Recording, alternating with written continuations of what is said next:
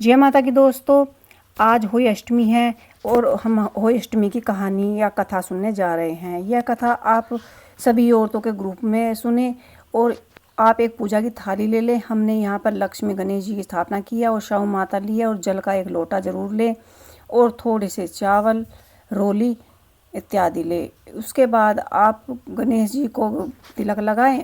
तिलक लगाकर उनको वस्त्र रूपी कलावा पहनाएं और उनको चावल चढ़ा दें।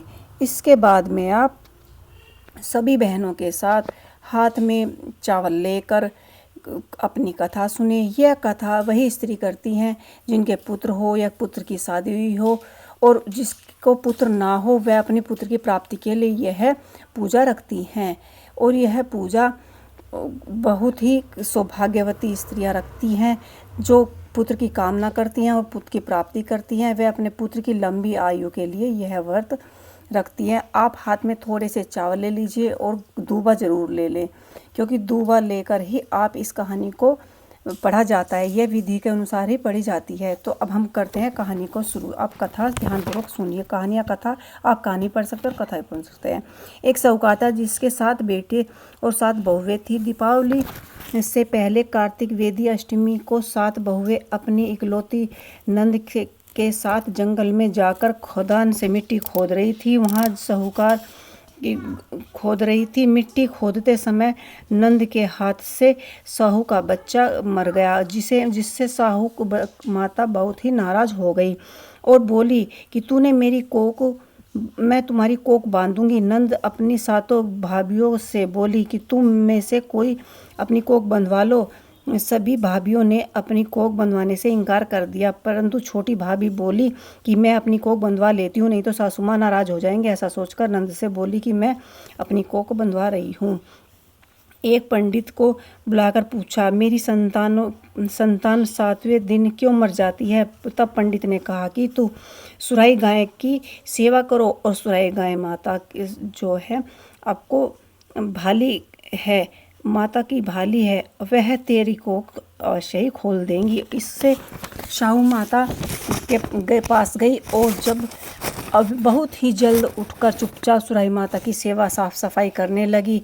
गौ माता सुबह सवेरे उठती तो देखती कि साहूकार की छोटी बहू वहाँ पर साफ सफाई कर रही है। क्या मांगती है? साहूकार की बहू बोली, शाहू माता तुम्हारी भली है और उसने ही मेरी कोख बांधी है, सो मेरी कोख खुलवा दो। गौ माता ने कहा, अच्छा।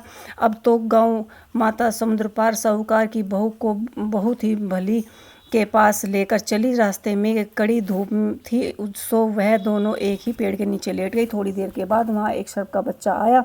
उसने पेड़ पर गरुड़नी पंखनी का एक छोटा बच्चा था, सांप को मार डाला और तथा सब गरुड़नी का बच्चा बचा लिया।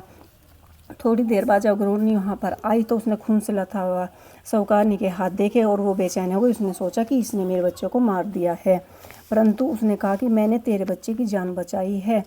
पंखनी ने दोनों को अपनी पीठ पर बैठाकर साहू माता के पास पहुंचा दिया।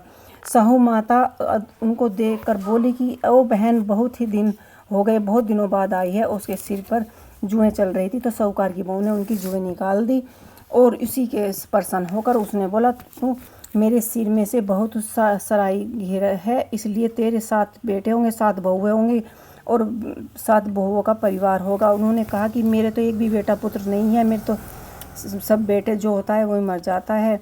तू मुझे ठग रही है। तेरे घर में तू 7 बहुएं मिलेंगी, तुझे जाकर उज्जवल कराए और अष्टम होमी का सत्य का होई बनाए। 7 उज्जवल किए और 7 ही कढ़ाई करिए।